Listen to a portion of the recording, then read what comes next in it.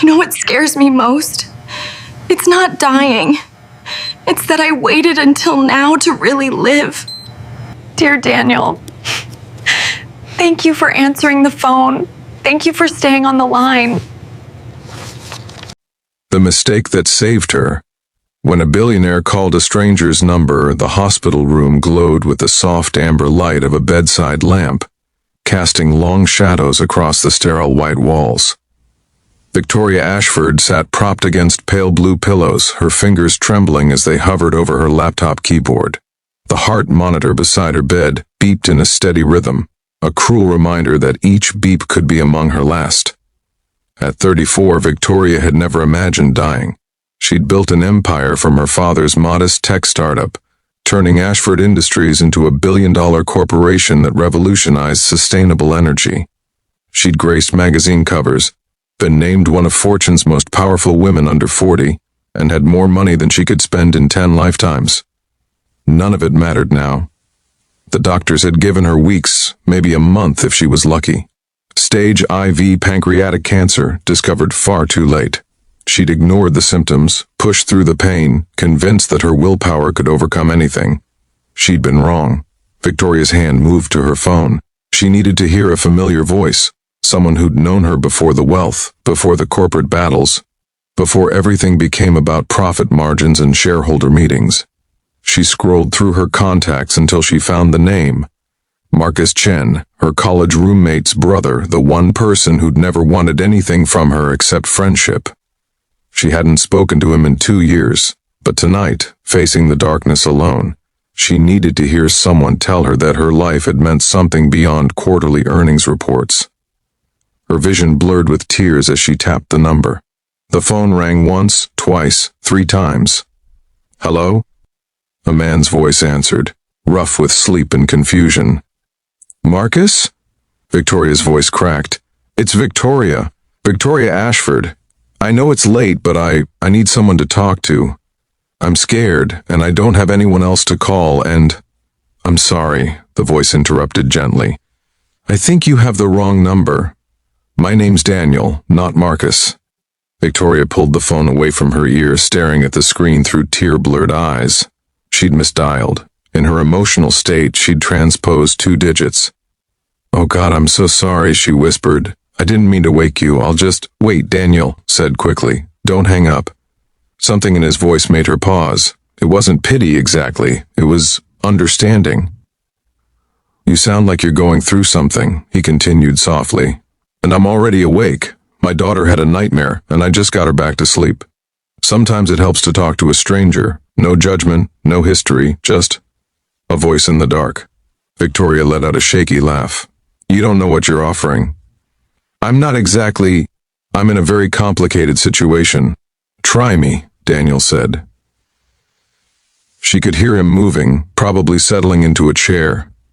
"I'm a single dad with a 5-year-old who thinks monsters live in her closet. Complicated is my middle name." And so Victoria began to talk. She told this stranger, this Daniel, about the diagnosis, about the experimental treatments that had failed, about lying in this hospital room watching her life slip away. She told him about the emptiness of her penthouse apartment, about the employees who'd send impersonal get-well cards signed by assistants, about the board members already circling like vultures, planning for her succession. "I built something incredible," she said, her voice barely above a whisper. "But I'm going to die alone, and when I'm gone, all anyone will remember is the company. Not me, not Victoria, just the Ashford name on a building." Daniel was quiet for a long moment. When he spoke, his voice was thoughtful. "My daughter Emma, she asked me something last week. She wanted to know if I remembered my mom, her grandmother who died before she was born. And you know what? I don't remember the big things. I don't remember her job or her accomplishments. I remember the way she made cinnamon rolls on Sunday mornings. I remember her laugh when my dad told terrible jokes. I remember her hand on my forehead when I was sick, checking for fever." He paused. "People don't remember what you built. They remember how you made them feel." Victoria closed her eyes, letting his words wash over her. "I don't think I've made anyone feel anything in a very long time." "Then maybe," Daniel said gently. "You've still got time to change that." They talked for hours that night. Daniel told her about his life, about losing his wife to a drunk driver 3 years ago, about learning to braid Emma's hair from YouTube tutorials, about the small construction company he ran, and how he worried constantly about providing enough for his daughter. Victoria found herself laughing at his stories about Emma's kindergarten adventures and the elaborate tea parties he was forced to attend with an array of stuffed animals. When she finally said goodbye as dawn crept through her hospital window, Victoria felt something she hadn't experienced in years, a genuine connection with another human being. She called him again the next night, and the night after that. Daniel never asked about her money or her company. He didn't Google her name or try to leverage their conversations into anything beyond what they were. Two lonely people finding comfort in each other's voices. He told her about Emma's first loose tooth, about the client who'd tried to stiff him on a payment, about his dreams of expanding his business. She told him about the view from her hospital window, about the nurse who brought her contraband chocolate, about the books she was finally reading after years of only consuming business reports. "I want to meet you," Victoria said one night, 3 weeks into their unlikely friendship. "I know that sounds crazy, but I need to see the person behind the voice." "Victoria," Daniel said carefully, "I looked you up. After the first few calls I had to know who I was talking to. You're not just sick. You're dying. And you're one of the richest women in the world. Why would you want to waste your time meeting a nobody like me?" "Because," Victoria said, her voice fierce despite her weakening body, "you're the only person who's treated me like a person in years. You're not a nobody, Daniel. You're the father who watches YouTube to learn how to braid hair. You're the guy who has tea parties with teddy bears. You're the man who answered the phone when a stranger called crying and you didn't hang up. That's not nothing." 3 days later, Daniel walked into her hospital room, his hands shaking slightly as he clutched a bouquet of supermarket flowers. He was shorter than she'd imagined, with kind eyes and carpenter's hands, wearing jeans and a flannel shirt that had seen better days. Emma held his hand, a tiny whirlwind of energy with her father's eyes and pigtails that tilted at different angles. Victoria, despite her illness, had never looked more beautiful to him. Even in a hospital gown, even with the shadows under her eyes and the 4 in her arm, she radiated something he couldn't quite name. Strength, maybe, or courage, or simply the force of a will that refused to be diminished by circumstance. "Hi," he said softly. "Hi," she replied, smiling through sudden tears. Emma, unburdened by adult awkwardness, immediately climbed onto the bed and announced, "Daddy says you're sick, but you look pretty. Can we have a tea party?" Victoria laughed. Really laughed, for the first time in months. "I would love to have a tea party." What followed was the strangest and most wonderful month of Victoria's life. Daniel visited every evening after work, sometimes with Emma, sometimes alone. He brought stories from the outside world, laughter, and a normalcy she'd forgotten existed. She helped Emma with her kindergarten homework, listened to Daniel's business challenges, and offered advice that had nothing to do with being a billionaire, and everything to do with being someone who understood struggle. On her good days, the hospital staff would wheel her to the garden, and Daniel would bring a picnic. On her bad days, he'd sit beside her bed and read aloud, his voice a lifeline pulling her back from the edge of darkness. Victoria's lawyer was stunned when she called him to revise her will. "You want to leave everything to Daniel Morrison?" Michael Richardson had worked for the Ashford family for 30 years and thought he'd seen everything.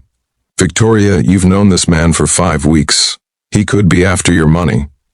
"He doesn't want my money, Michael," Victoria said tiredly.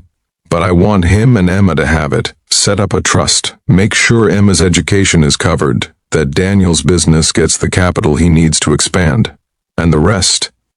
Establish a foundation for families who've lost a parent. Help them like Daniel helped me." "How did he help you?" Michael asked, genuinely confused. Victoria looked out the window at the world she'd soon be leaving. "He reminded me what it meant to be human."